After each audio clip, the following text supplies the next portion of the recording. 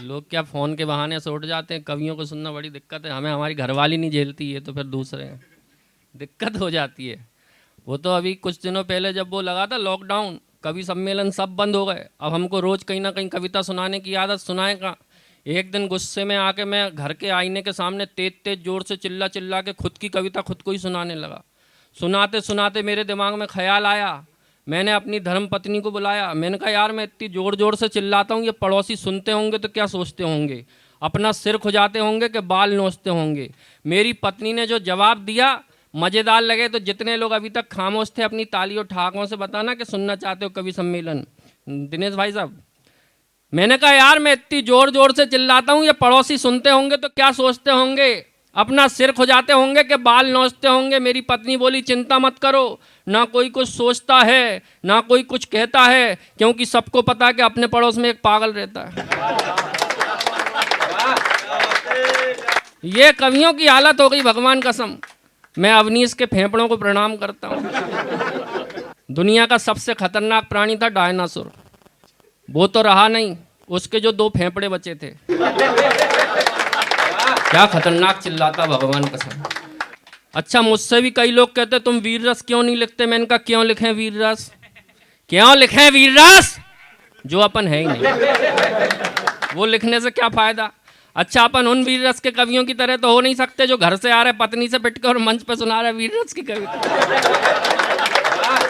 आप बधाई दो उसको कि उसने पाकिस्तान को नहीं निपटाया, वरना देश के आधे से ज़्यादा कवि केवल पाकिस्तान को निपटाने में अपनी कविता बर्बाद कर देते हैं। अरे यार, 2 कौड़ी के देश पे अपनी 2 करोड़ की कविता क्यों बर्बाद करना, कोई मतलब नहीं है। क्या है पाकिस्तान की औकात। मैं अपनी एक पैरोडी आपको सुनाता हूँ, क्योंकि संचालक कवि सम्मेलन में कविता नहीं सुना पाता तो मैं बीच बीच में रपेटता जाऊँ। पाकिस्तान की औकात क्या है, मेरी एक पैरोडी सुनना कि पाकिस्तान की हरकतें क्या है। अरे हरकत करके आंख दिखाए आदत है शैतान की, हम मारे तो फटफट जाए चड्डी पाकिस्तान की। पक्का बेशरम, पक्का बेशरम, पक्का बेशरम, पक्का बेशरम।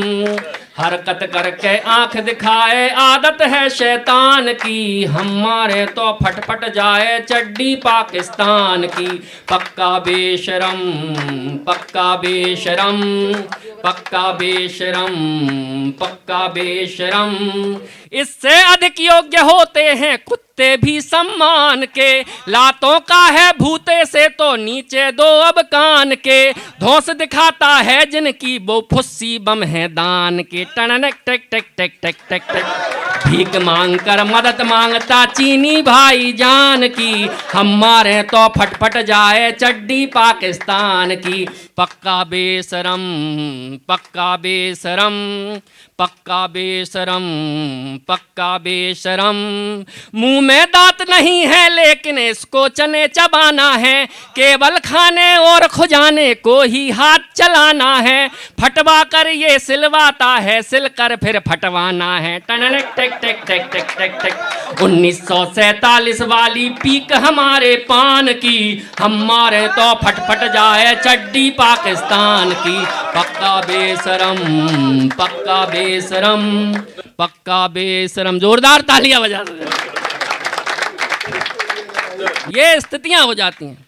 और आइए, अब मैं चाहता हूं कि ऐसे ही दनादन बौछार करने के लिए, हंसाने के लिए एक इतना प्यारा कवि मंच पे बैठा है, भाई रोहित झन्नाट, जिनको किसी परिचय का जो मोहताज नहीं है। उनकी भूमिका मैं बनाऊंगा तो वो सूरज को रोशनी दिखाने जैसा होगा। कद जरूर छोटा है लेकिन रोहित झन्नाट का नाम देश में बहुत बड़ा है, व्यंग की दुनिया में। बड़े प्यारे कवि हैं और हाजिर जवाब कवि हैं। भगवान कसम, इतने हाजिर जवाब हैं, इतने हाजिर जवाब हैं। अभी 4 दिन पहले हम लौट रहे थे एक कवि सम्मेलन से दिल्ली से ट्रेन में, थके हारे, सोने की तैयारी में, अपनी अपनी बर्थ पे बैठे देखा 4 लड़कियां सामने बैठ के आपस में बात कर रहीं। एक बोली तुझे कैसा पति चाहिए, तो पहली वाली बोली अपने को तो करोड़पति चाहिए। दूसरी से पूछा तुझे कैसा चाहिए, बोले अपने को तो 50-50 लाख के 2 चल जाएंगे। तीसरी से पूछा तुझे कैसा चाहिए, बोले अपने को तो 25-25 लाख के 4 चल जाएंगे। भगवान कसम, इससे पहले चौथी कुछ बोलती रोहित झन्नाट उठे, उन चारों को अपने विजिटिंग कार्ड दिए, बोले देखो ऐसा है अभी तो मैं सो रहा हूँ, जब 1000 पे आ जाओ तो मुझे जगा देना। अंजुम रहवरती ने कहीं कहा कि अपने जख्मों को भी आईना बनाया हमने, आपको हंसता हुआ चेहरा दिखाने के लिए। इतना आसान नहीं खुद का तमाशा करना, कलेजा चाहिए लोगों को हंसाने के लिए। जोरदार तालियों से आवाज़ दें भाई रोहित जन्नत। सर्वप्रथम माँ भगवती शारदा को प्रणाम करता हूँ, स्वागत। उस रिवॉल्वर को प्रणाम करता हूँ जिसने अंग्रेजों के मुंह पे तमाचा मारते हुए न केवल उस आत्मा बल्कि उस शरीर को भी अजर अमर कर दिया, जिसे दुनिया चंद्रशेखर आजाद के नाम से जानती है। बहुत बढ़िया, उस रिवॉल्वर को प्रणाम करता हूं। बहुत बढ़िया, वाह वाह वाह। वैसे रिवॉल्वर गिराने का काम करती है, लेकिन ब्रह्मांड के इतिहास में पहली बार ऐसा हुआ जब किसी रिवॉल्वर के कारण उस भारत माँ का मस्तक गर्व से ऊंचा हो गया। वाह। मैं चंद्रशेखर आजाद जी के चरणों में प्रणाम करता हूँ।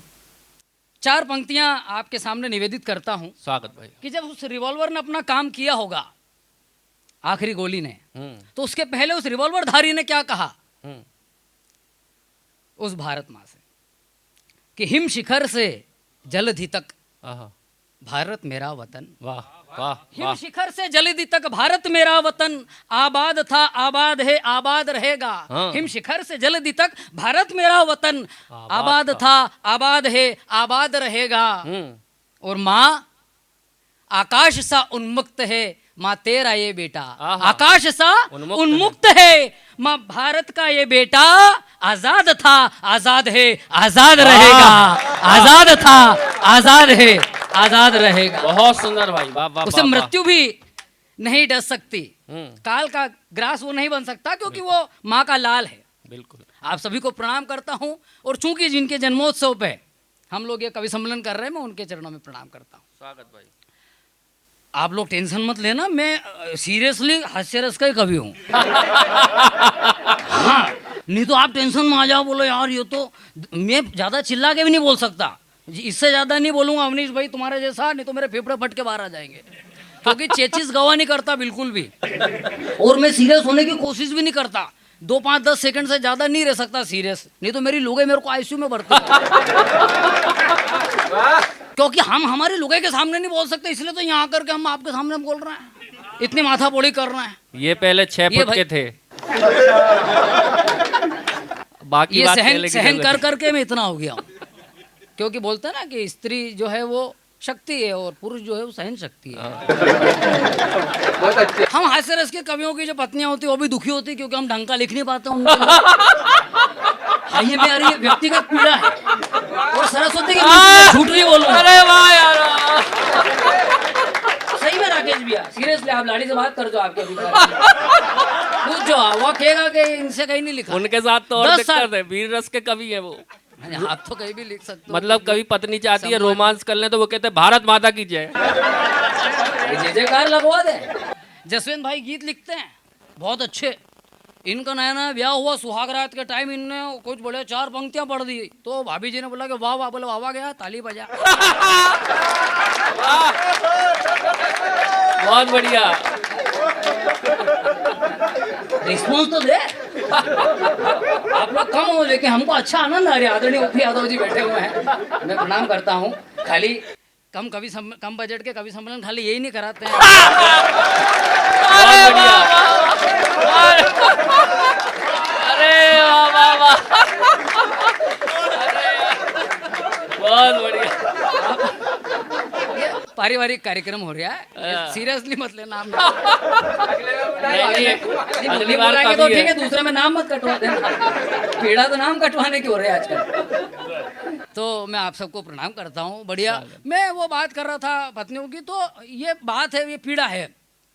मैं मेरी खुद की जो मेरी पत्नी है, आप जैसे मतलब ये कलयुग में ऐसा हो रहा है, लोग दूसरे की भी लेके घूम रहे हैं कि मैं तो मैं मेरी ईमानदारी से बात करूंगा। बहुत बढ़िया भाई, और वो जो भी निकलवाएगी मुँह से अच्छा ही सही निकलवाएगी, क्योंकि मैं तो यहाँ आकर के सत्तन जी की बात पे विश्वास रखता हूँ कि यहाँ खड़े होने के बाद में बागेश्वरी करती है, आप और हम कुछ नहीं कर सकते, सब वही करवाती है। अब मैं इधर प्रोग्राम गया तो एक बार अभी हिमांशु भाई के लिए भी जोरदार तालियां आप लोग एक बार बजाएं। वाकई में एक अच्छा कवि सम्मेलन की नींव रखने का काम भाई ने किया।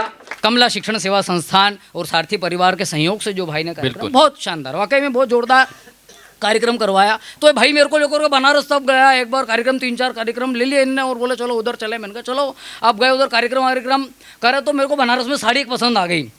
तो मैंने मेरी पत्नी को फ़ोन लगाया, अपना साड़ी ली मैंने और मैंने उसको फ़ोन लगाया। मैंने कहा कि देख तो मैंने एक बहुत बढ़िया जोरदार साड़ी खरीदी है, बहुत शानदार, खाली 500 रुपये की। तो बोले कि चलो बढ़िया, अच्छी बात है। मैंने कहा नहीं मैं पार्सल कर रहा हूँ तेरे को, तू देख जरा कैसा आनंद आएगा, मज़ा आएगा। तो मैंने बोला ठीक है, रख दिया मैंने फ़ोन। तो इसने बोले यार तुमने अभी मेरे सामने 1000 रुपये की साड़ी खरीदी और भाभी को 500 रुपये की बता रहा हूँ। आदमी तो उल्टा करता, बोला 500 की बता, 2000 की। अरे मैंने कहा मेरी लुगाई है ऐसी यार। बोले कैसी? मैंने कहा मैं कोई भी चीज़ खरीदता हूँ, कोई भी चीज़ लाता हूँ कि देख। बोले कितने की है? मैंने कहा ये 200 रुपये की ले। यहाँ तो अपने पास की दुकान में 150 पट्टी में मिल जाती। ठग लिया तुम्हारे को लोगों ने। भिंडी कितने की लाए? और मैंने कहा ये 25 रुपये किलो है। ये 15-15 रुपये में ठेले ठेले माली मारी फिर रही है। और मछलानी मट किसी के लेके आया तुम भिंडी। वो कई बात को मतलब उसको लगता है कि मेरे पति को कोई भी बेवकूफ़ बना देगा, तुम ठगा जाते हो। उसको मालूम है, मतलब वो मेरे पे हालांकि भरोसा करती है उसको।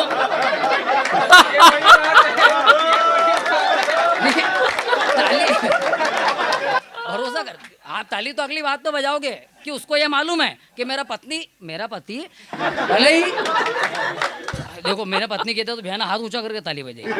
मतलब दूसरा फिसल जाए उसमें भारत का आदमी जब से ज्यादा हंसता रील पहले वहां बनाता। दूसरे के फिसलने का हम कितना एंजॉयमेंट कर रहे हैं। ये देखो आप हमारी किस गर्त में जा रहे हैं, ये देखो। तो उसको, मेरी पत्नी को मेरे पे भरोसा है क्योंकि उसको मालूम है कि ये चिकना भले ही पर चालू नहीं है। चिकना भले पर चालू नहीं। तो मैंने साड़ी, तो मैंने कहा यार उसको भरोसा ही नहीं होता, तो मैंने कहा इसलिए मैंने बताया कि इसको, मैंने कहा देख 500 की साड़ी खरीदी तो उसको मजा आएगा, अच्छा लगेगा कि चलो अपन 1000 बता तो फिर कहते कि यहाँ तो राजवाड़ा पे मिल जाती। तो मैंने भेज दी। तो अब ठीक है, अब 2-4 दिन हुए, उसके बाद उसका फ़ोन आया, वो पार्सल पहुँच गया। उसका फ़ोन आया, बोले कि और क्या? मैंने कहा हाँ बढ़िया। मैंने कहा साड़ी मिल गई कि नहीं मिल गई? बोले हाँ मिल गई, बहुत जोरदार, आनंद आ गया, बढ़िया। मैंने कहा कैसी क्या लग रही? बोले अरे बहुत शानदार लग रही, बहुत अच्छी लग रही है। बोले एक और बात सुनो। मैंने कहा क्या? मैंने कहा बोले साड़ी तो बहुत अच्छी लग रही है आपने जो मेरे को भेजी, और आपने जो भेजी साड़ी वो मेरे को तो बहुत ज़्यादा पसंद आई, लेकिन पास की जो विमला भाभी है उनको और भी ज़्यादा पसंद आई। आपने 500 में खरीदी, मैंने 700 रुपये में भेज दी। बहुत बढ़िया, बहुत बढ़िया। ये पीड़ा है। तो हम करें क्या? मरण तो यहाँ होता है। मतलब सही ढंग से आदमी हास्य रस का कभी आदमी प्रेम भी नहीं कर सकता। दिक्कत ही है। तो ये उलझने हो जाती हैं, दिक्कतें हो जाती हैं, बहुत सारे संकट हैं। अभी ये आपने माइक बहुत अच्छा लगा रखा है, व्यवस्था बहुत अच्छी है आपने लगा रखी है। हिमांशु भाई ने बहुत जोरदार टेढ़ माइक, भोंगे चोंगे व्यवस्थित, ऑडिटोरियम, बजट अच्छा है। भले कवियों को देने के लिए नहीं है, लेकिन बजट बहुत अच्छा। तो मैंने माइक अभी मेरी साइज का कर लिया राकेश भाई। नहीं तो वहाँ उज्जैन में कवि सम्मेलन हुआ फरीगंज चौक पे, वहाँ उसने माइक ऐसा लगा रखा कि उसका हैंडल में जंग लगी हुई। अब वो जंग लगी तो वो ऊपर नीचे ही नहीं हुए, हिले ही नहीं। लेकिन वो माइक वाला बड़ा चंट, वो क्या करता कि कोई लंबा कवि आ जाए तो माइक के नीचे 1 ईंट फंसा देता, जुगाड़। कोई और भी लंबा कवि आ जाता तो वो 2 ईंट फंसा देता। कोई और भी लंबा कवि आ जाता बुंदेला जी जैसा, तो माइक के नीचे 3 ईंट फंसा देता। बात तो तब हुई जब मेरा नंबर आया तो माइक वाला अपनी जगह से उठा ही नहीं। वो नीचे से ही बोला, बोले रोहित जी। मैंने कहा क्या है? बोले काम करो, माइक के नीचे से ईंट हटाओ, तुम्हारे नीचे ही फंसा लो। बहुत बढ़िया, वाह वाह वाह, बढ़िया। ये पीड़ा है। हाँ बसरो मेरे प्राण निकलते हैं, मेरा दुख है। बढ़िया भाई। अच्छा, मतलब और देव दर्शन भी नहीं कर सकता, भगवान का भजन भी नहीं कर सकता, उसमें भी संकट। मैं अभी महाकाल बाबा के दर्शन करने गया पिछले साल, वहाँ भी श्रावण अभी दर्शन करने के लिए, पिछले साल की बात है। इस बार के श्रावण में तब योग नहीं बने।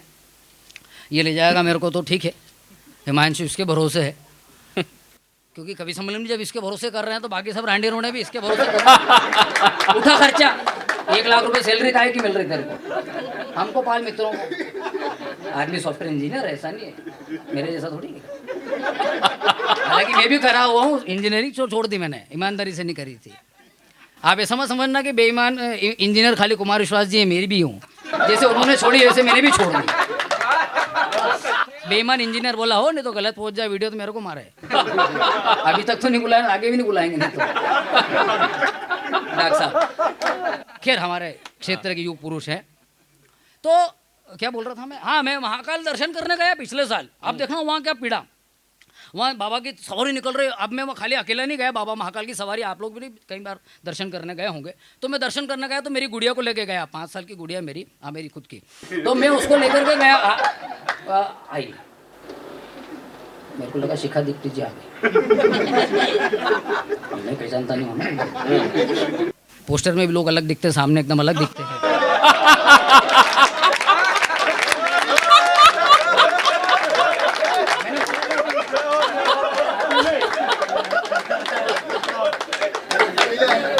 अच्छे दिखते हैं, मतलब यूं पहने हुए। अच्छे दिखते हैं। तो ये विडंबना है। तो मैं वहाँ महाकाल बाबा, तो मैंने गुड़िया को उठा रखा गोद में। गुड़िया को जो महाकाल का नारे लग रहे, अटाटूट भयंकर भीड़, लोग एक दूसरे के ऊपर ही पड़ रहे, बिल्कुल इतनी भयंकर भीड़, जय जयकार के नारे। मैंने उसको गोद में, अच्छा मेरे को खुद को तो दिख नहीं रहा, उसको क्या दिखाऊं? मेरे को खुद को नहीं दिख रहे, दर्शन नहीं हो रहे, तो मैं उसको गुड़िया को क्या दिखाऊं? तो मैं जब नहीं दिखने लगा तो मैं धक्का देकर के घुसने लगा। उनका धक्का ही तो यार ना, धक्का देके घुसो।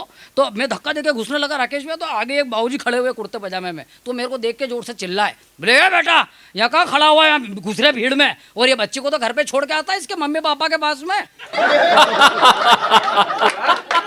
तो मेरा दिमाग खराब हुआ। ताली तो अगली बात पे बजेगी आपकी।